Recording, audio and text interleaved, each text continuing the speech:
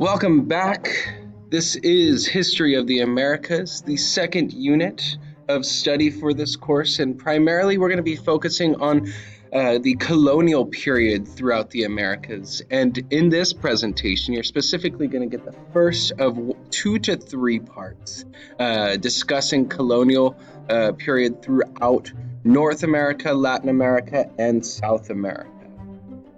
And this topic of study is fairly interesting and is quite a great way to start off our class in terms of our understanding of how the region of the Americas has developed since the exploration or conquest of what many have called in the past the New World. However, we're going to be looking at this region not in terms of simply understanding its conquest and exploration, but trying to understand the indigenous populations, cultures, and societies that had lived here for quite some time before European and other explorers throughout the world had understood that this region of the world was there. So we're going to push back that narrative that Columbus was the person that had sailed the ocean blue in 1492 and really try to understand the cultures and societies, the indigenous populations throughout these regions that had lived here before European explorers and conquistadors had taken over. So, something that I want you guys to keep in mind for this next 10 to 15 minute presentation is to keep in mind our essential questions for this unit. Specifically, we have 2. The first being, how did European colonization affect the indigenous populations of the Americas? And our second being, how did colonial institutions form? And what led to resistance against these de facto governments? Just to start off, I want to kind of give us a pretty simple overview, a pretty simple timeline, I guess you could say, that might look fairly familiar to many of you, as this might be information that you might recall from some of your earlier years in social science classes, probably at the middle school level. But you see right over here, typically this story begins with Christopher Columbus reaching America in 1492, really kind of propelling that explaining from his opinion to the rest of the world that the world was round and not flat as had been suggested. But what I kind of want to debunk here is this fact that many people around the world for hundreds, if not thousands of years, had known that the world had been round, and the attribution that Christopher Columbus was the one that discovered that is not entirely true. In 1497, we have John Cabot and Amerigo Vespucci, who explore other regions throughout the Americas. In 1520-ish, Magellan sails into the Pacific Ocean. In 1630, we see that English explorers have found the Massachusetts Bay Colony, and as we see towards the end of this brief overview and timeline, in 1700, the English also established colonial empire throughout North America. Some terms that you should know before we begin is on this list below, we have a few terms ranging from the Reconquista to the frontier of inclusion, to Bartolome de las Casas, and all the way down to encomienda. Just for your reference, so that you know, we have all of these terms linked in the actual PowerPoint presentation that is up on Edmodo. So all you have to do to find just a quick jump off point in terms of trying to understand or refer back to these terms is to go onto that PowerPoint presentation and click on any of these terms, and I'll give you a place to begin. So let's talk about some reasons for Spanish exploration, primarily talking about the voyage of Christopher Columbus. So you guys all know the story. In 1492, Columbus sailed the ocean blue in search for a shorter trade route to Asia by sailing west around the world.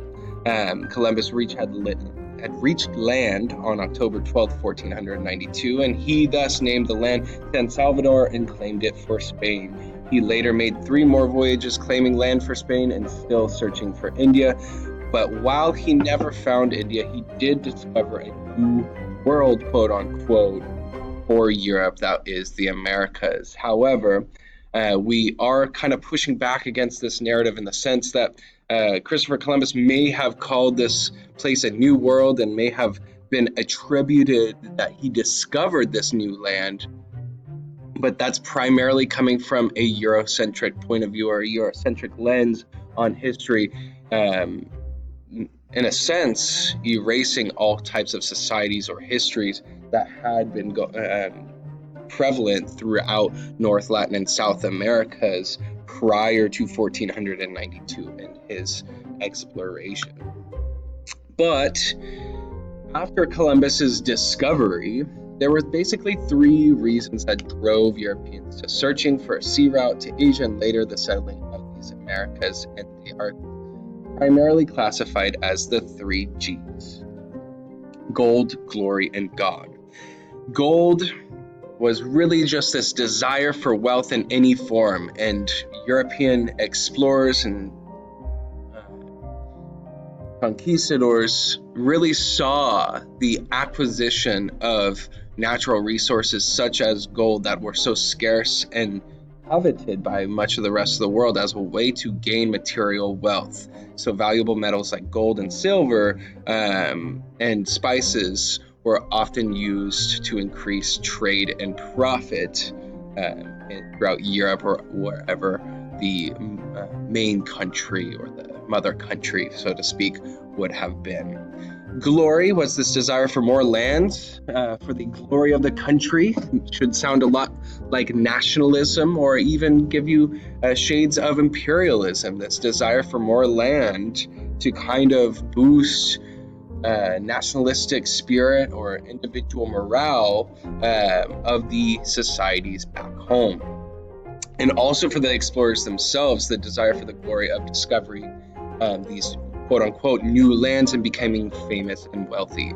And finally, the 3rd G being God, this desire to spread primarily the Christian religion and to seek their own religious freedoms. And this is something that we really should kind of come back to in terms of the creation stories that we started out reading last week, in terms of trying to understand the cultural difference and cultural perspectives between the European settlers and also the indigenous populations throughout the region. So following this influx and understanding about this new world that was out in the far reaches of the what would later be classified as the Atlantic Ocean, Spain started to send more conquistadors to claim more land for Spain in the Americas. And this namely newly discovered lands was categorized as New Spain, and they started to build a capital in St. Augustine in Florida. Spain's conquest would eventually include Florida, Southwest North America, along with Central America and most of South America as well. And Spain's wealth quickly influxed with the exploitation of both silver ore and the labor used to extract it. Let's talk a bit about exploration and expansion throughout the region, specifically focusing on Spain. The Spanish enslaved most of the indigenous populations to toil the land and extract raw materials such as gold and especially silver. And all the while, European diseases started to ravage the Americas, such as smallpox, measles, and typhus, some diseases that the indigenous populations had not built up immunities to. Catholic missionaries started to establish schools, parishes, and hospitals aimed at assimilating the influence the erosion on indigenous populations' cultures and society, and to also influence conversion. This laid the groundwork for future European exploration by other countries, basically giving them a framework of how to invade North, Latin, or South Americas to basically explore and conquest. So, what did the Americas have to offer the people? Well, in terms of pushing them out of Europe, it focused on religious persecution, strict government rule, and less resources, while also giving them few advancement opportunities. What was pulling them to the Americas? Well, religious freedom. It was a less restricted government, untapped resources, and they could purchase cheap land, and there was tons of advancement. Another aspect of exploration throughout the Americas, conquest throughout the Americas, has to do with the Columbian Exchange. And primarily the Columbian Exchange is this term associated with following Christopher Columbus's exploration and other Europeans' exploration of the Americas. A widespread of exchange of animals, plants, culture, diseases, and ideas began between the two hemispheres. Most goods found within the Western Hemisphere or New World had never been seen in the West or Old World. Crops brought back to Europe by explorers soon became essential goods in Europe. Similarly, crops introduced by Europeans to the Americas flourished and supported growth and populations. So, thinking about the Columbian Exchange a little bit more, we have this kind of ebb and flow in terms of goods that are flowing from the Americas to Europe, Africa, and Asia, such as pineapples, avocados, cocoa, vanilla, chili peppers, sunflower tobacco, and corn. And from primarily Europe and Africa and Asia, you have things like pigs, cattle, sheep, honeybees, bananas, sugarcane, apples, lettuce, onions, and another big one down here at the bottom is disease. So you have a lot of diseases that the Europeans had really built up an immunity to, such as smallpox, typhus, malaria, but the indigenous populations of North and South Americas had not, obviously bringing a lot of hardships and ultimately death to many people throughout the regions. So what we see is this kind of exchange of goods. This exchange of goods from one region of the world to the other that had not previously had exposure to things like pumpkin, turkey, avocado, pineapple, peanuts, and corn in regions of the world that they were not native to.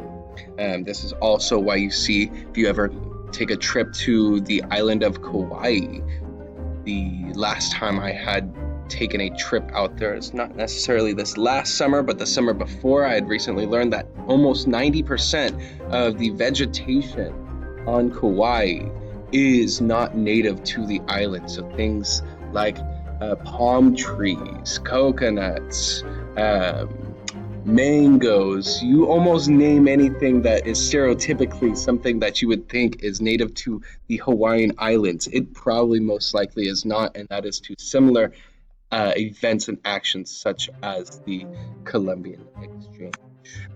So I want you guys to kind of take a second, reflect, maybe pause the video, write down some ideas that you might be able to attribute in terms of what impact did the Columbian Exchange have on the Great Kauai, or what in terms of what impact did the Columbian Exchange have on these regions of the world.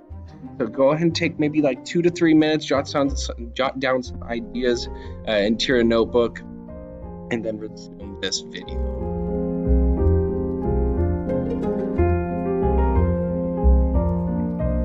So now that you have